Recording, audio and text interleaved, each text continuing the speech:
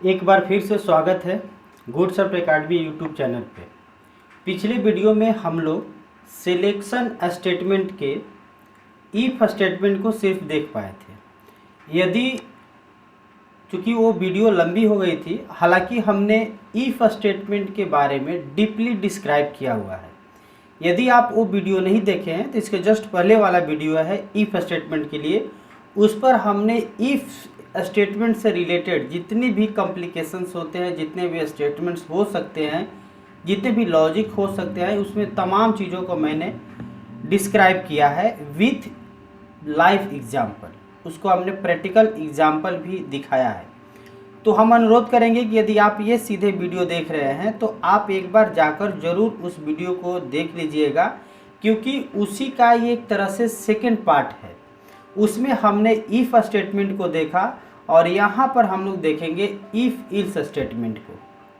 ठीक है, ये भी हमारा सिलेक्शन स्टेटमेंट्स का ही पार्ट है, यानी कि इसमें भी कंडीशन होंगे और उसके आधार पे हम जो भी फॉलो है उसको कंट्रोल करते हैं। तो चलिए देखते हैं आज के इस वीडियो में इफ इल्स स्टेटमेंट। यदि आप पहली बार आए हैं इस चैनल पे तो हम आपसे रिक्वेस्ट करेंगे कि इस चैनल को सब्सक्राइब कर लीजिएगा, क्योंकि सी प्रोग्रामिंग को बहुत ही बेहतर ढंग से आपकी अपनी भाषा हिंदी में सीखने का ये सबसे बेहतर चैनल है। तो चलिए चलते हैं और देखते हैं हम लोग इफ़ इल्स स्टेटमेंट। हालांकि हम लोग इफ़ स्टेटमेंट जान चुके हैं, उसी से जस्ट अगला स्टेटमेंट है। इसको इल्स स्टेटमेंट भी कहते हैं। Is use to conjunction with the if statement, यानी कि इफ स्टेटमेंट के साथ ही कंजंक्शन का ये काम करता है।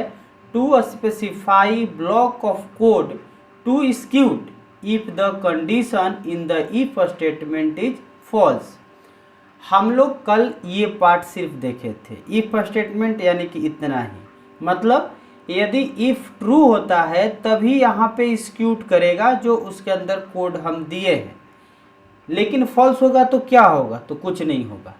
इफ स्टेटमेंट सिर्फ इस इफ स्टेटमेंट आप यूज कर रहे हैं तो फॉल्स होने पर कुछ नहीं होगा, लेकिन यहाँ पे आपका दोनों बात आ जाएगी। यदि ट्रू होगा, यदि कंडीशन ट्रू हुआ तो ये कोड जो है एक्सिक्यूट करेगा, जो कि आपके इफ पार्ट हो गया। यदि ये कंडीशन फॉल्स हो गया तो ये आपके चला आएगा इल्स पार्ट में, और ये कोड जो ब्लॉक्स है ये एक्सिक्यूट करेगा।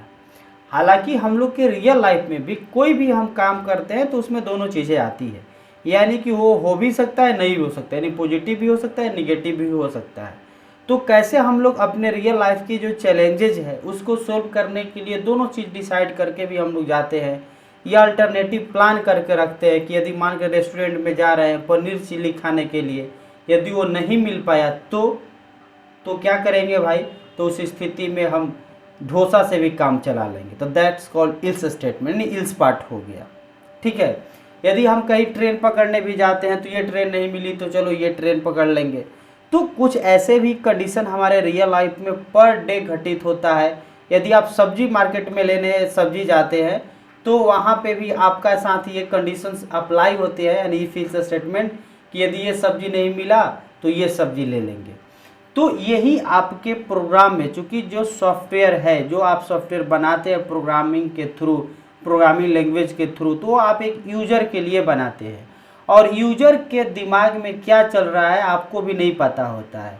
तो इसलिए आप उन इंटायर जो भी प्रॉब्लम्स हो सकते हैं उससे संबंधित सॉल्यूशन को आप सोचते हैं कि यूज़र क्या दे सकता है तो हम क्या देंगे, यूज़र क्या दे सकता है तो हम क्या देंगे। तो ये तमाम चीज़ें हम लोग इफ इल्स स्टेटमेंट के थ्रू सोल्व करते हैं। इसकी सिंटेक्स यही रहेगा, इफ के बाद कंडीशन, और इसमें तमाम चीज़ें सेम रहेगा जो उस वीडियो में हमने बात किए हैं, यानी कि कंडीशन। चलिए देख लेते हैं। हमने बोला कि कंडीशन के जगह पे आप कोई भी वैल्यू दे सकते हैं। जहाँ हम कंडीशन लिखे यहाँ लिख देते हैं इफ कंडीशन। अब यहाँ जो हम कंडीशन दिए हैं यहाँ पे कोई वैल्यू लिख सकते हैं, कोई वेरिएबल दे सकते हैं, या कोई एक्सप्रेशन दे सकते हैं, या आपका कोई कंडीशन का मतलब जो रिलेशनल ऑपरेटर के थ्रू आप लिखते हैं यहाँ पे, वो भी एक तरह का एक्सप्रेशन ही हुआ। इवन आप अर्थमेटिकल ऑपरेटर का भी यूज करके यहाँ पे एक्सप्रेशन लिख सकते हैं। इस तमाम चीज़ पर हमने पिछले वीडियो में बात किए हुए हैं। हाँ, यदि आप वैल्यू वेरिएबल दे रहे हैं या एक्सप्रेशन दे रहे हैं तो वहाँ पे 0 और 1 का उम्मीद नहीं करेंगे, क्योंकि वहाँ पे आप यदि 5 लिख दिए तो वहाँ तो 1 आएगा नहीं।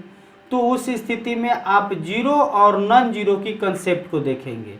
नॉन जीरो का मतलब होता है कोई भी नंबर प्लस या माइनस में, और जीरो का मतलब जीरो है। तो यहाँ पे यदि कोई भी नॉन जीरो आता है माइनस या प्लस में तो वो ट्रू होगा। अब जब ट्रू होगा तो ये पार्ट यानी इस इफ के अंदर जो भी स्टेटमेंट आपने लिख रखा है वो एक्सिक्यूट करेगा। अदरवाइज यहाँ यदि जीरो हो गया तो उस स्थिति में ये इल्स पार्ट में जाएगा और ये इस पार्ट को एक्सिक्यूट कराएगा। That simple. ये बहुत ही आसान है। यदि आप इफ को समझ गए हैं तो ये कंडीशन जैसे ही फॉल्स हुआ तो आपके ये इल्स पार्ट में चला जाएगा। जैसे एग्जाम्पल के लिए हम लोग वहाँ पे बात किए थे कि भाई मान कर चलिए एक संख्या है, मान चलिए हमने n वेरिएबल लिया है 5 और n हमने लिया कि n ग्रेटर देन 10, तो उस स्थिति में ये फॉल्स हो गया। तो जब फॉल्स हो गया तो सपोज डेट हमने इफ़ के लिए यहाँ पे स्टार्ट किए, कुछ भी प्रिंट एफ कर दिए, कुछ भी नंबर या उसमें एक हम लोग एग्जांपल लिए थे पॉजिटिव निगेटिव पर, जस्ट वही हमने एग्जांपल रखने का प्रयास कर लेते हैं। तो उसमें हमने ये देखा था कि भाई जब नम है वो बड़ा है जीरो से बड़ा है, इसका मतलब क्या है भाई, तो प्रिंट एफ पॉजिटिव नंबर है, राइट, ये पॉजिटिव नंबर है। और यदि ये नहीं है बड़ा तो इसका मतलब ये हुआ कि अच्छा इक्वल टू भी दे देते हैं, यानी कि हम जीरो को भी पॉजिटिव मान लेते हैं। तो n जो है बड़ा या बराबर है जीरो के तो पॉजिटिव नंबर, नहीं तो इल्स में जाएगा और यहाँ प्रिंट एफ निगेटिव नंबर जी, निगेटिव नंबर। तो यहाँ क्या हुआ भाई, आपका ये पार्ट ट्रू होगा तो ये लाइन एक्सिक्यूट करेगा। जैसे इस एग्जांपल में n 5 है जो कि बड़ा है जीरो से, इसलिए इसका आउटपुट आएगा पॉजिटिव नंबर। यदि यहाँ पे हम दे देते हैं -5 तो ये आउटपुट देगा निगेटिव नंबर। तो इसी को बोलते हैं इल्स इफ। अब यहाँ ध्यान देने जो बात जो है वो हमने पिछले वीडियो में भी बात किए थे, उसको बस दोहरा दे रहे हैं। ये हमने बताया था कि यदि आप कोई भी इफ स्टेटमेंट यूज करते हैं तो यदि एक स्टेटमेंट यूज करना है स्टेटमेंट 1, तो आपको स्टार्ट बंद करने की ज़रूरत नहीं है। बाय डिफ़ॉल्ट ये एक स्टेटमेंट इसके अंदर आ जाएगा।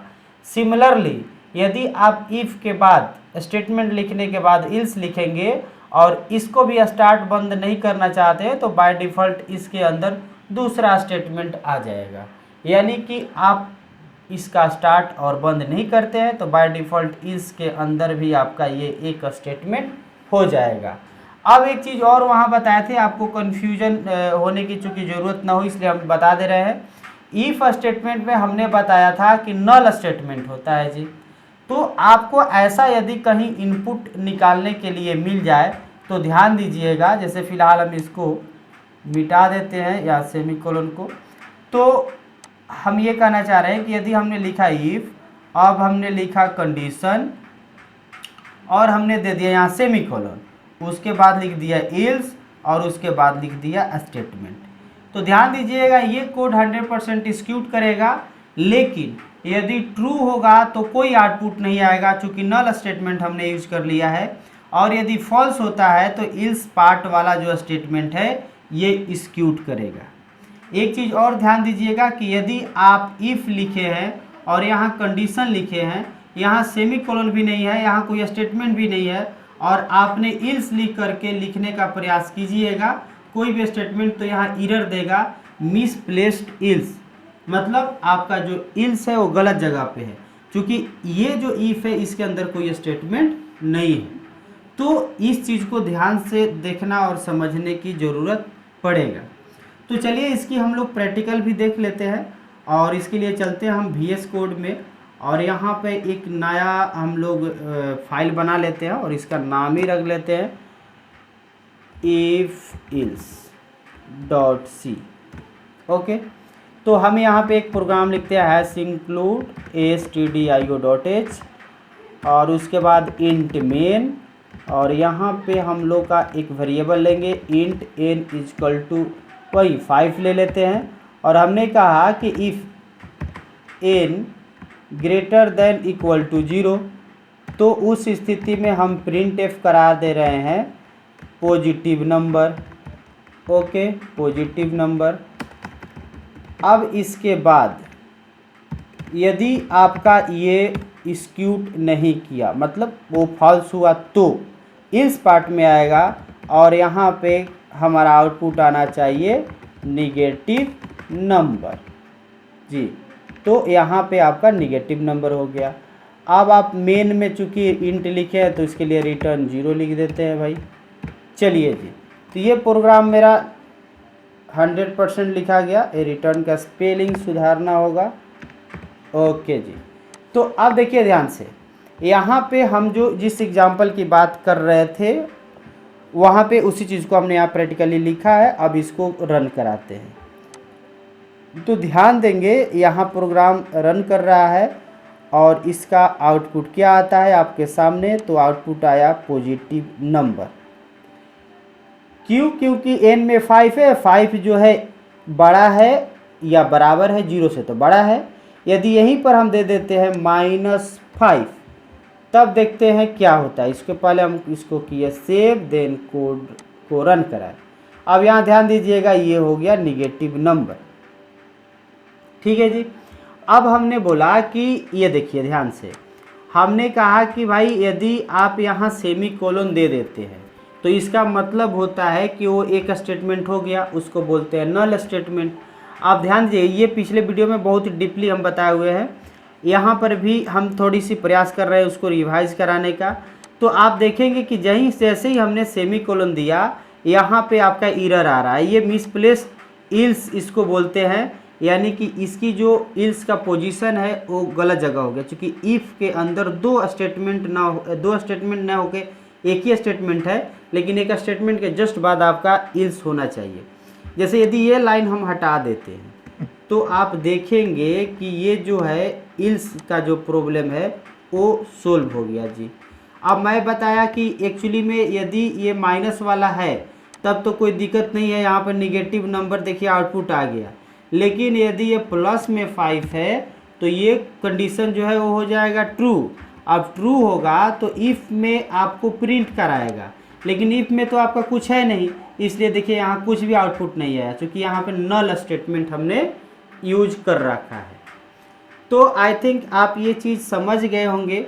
एक चीज़ और ट्राई कर लेते हैं कि यदि हम यहाँ पे सेमी कोलन दे देते हैं जी, सेमी कोलन दे देते हैं जस्ट इल्स के बाद, तो देखिए क्या होता है।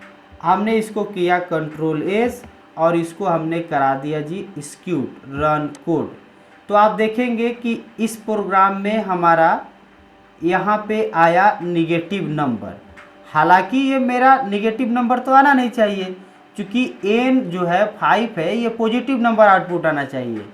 तो इसलिए आया, ध्यान दीजिएगा इस चीज़ को कि ये जो निगेटिव नंबर है, अब ये ना इफ़ के अंदर है ना इल्स के अंदर है जी, न इफ़ के अंदर है न इल्स के अंदर है। क्यों?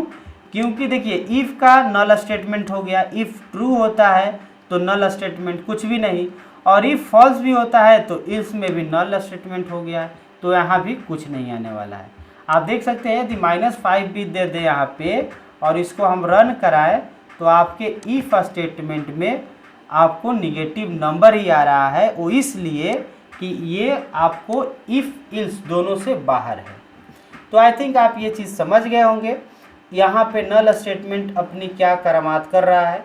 यदि आप एक से अधिक स्टेटमेंट लाइन को एक्सिक्यूट कराना चाह रहे हैं सपोज इफ़ के अंदर ही, तो आपको इसको स्टार्ट और बंद करने की ज़रूरत पड़ेगा। जहाँ भी एक से अधिक लाइन आपकी ज़रूरत है तो वहाँ स्टार्ट और बंद कीजिए, इफ़ हो या इल्स हो। यदि आपको एक लाइन की ज़रूरत है तो बाय डिफ़ॉल्ट एक ही रहेगा। यदि आप चाहते हैं कि हमें इफ़ यूज करना, इल्स में कुछ आउटपुट नहीं देना है, तो नल स्टेटमेंट यूज कर लीजिए। इफ़ में इफ़ यूज करना है लेकिन इफ़ में कुछ आउटपुट नहीं देना, इल्स में देना है, तो इफ़ में आप नल स्टेटमेंट यूज कर लीजिए। तो इस तरह से आप इफ़ इल्स का उपयोग करते हैं। यहाँ पे हमने पॉजिटिव और निगेटिव नंबर निकालने का प्रोग्राम को सोल्व किए। हालांकि अगले वीडियो में हम इस ई फिल्स पे आधारित कुछ प्रोग्राम्स लेकर आएंगे 5 और 10, उसमें से कुछ सोल्व करेंगे और कुछ आपके प्रैक्टिस के लिए भी प्रोवाइड कराएंगे। तो इस वीडियो में इतना ही, हम लोग इसमें ई फिल्स के बारे में विस्तृत जाने। यदि आपको ये समझ में आया हो, वीडियो पसंद आया हो तो ज़रूर इसे लाइक कीजिएगा और इस चैनल को सब्सक्राइब करके बेल आइकन दबा दीजिएगा। आपके पास इससे रिलेटेड कोई भी कन्फ्यूजन, डाउट, क्वेश्चन या सजेशन हो तो ज़रूर कमेंट बॉक्स में बताइए। मिलते हैं अगले वीडियो में, तब तक के लिए धन्यवाद।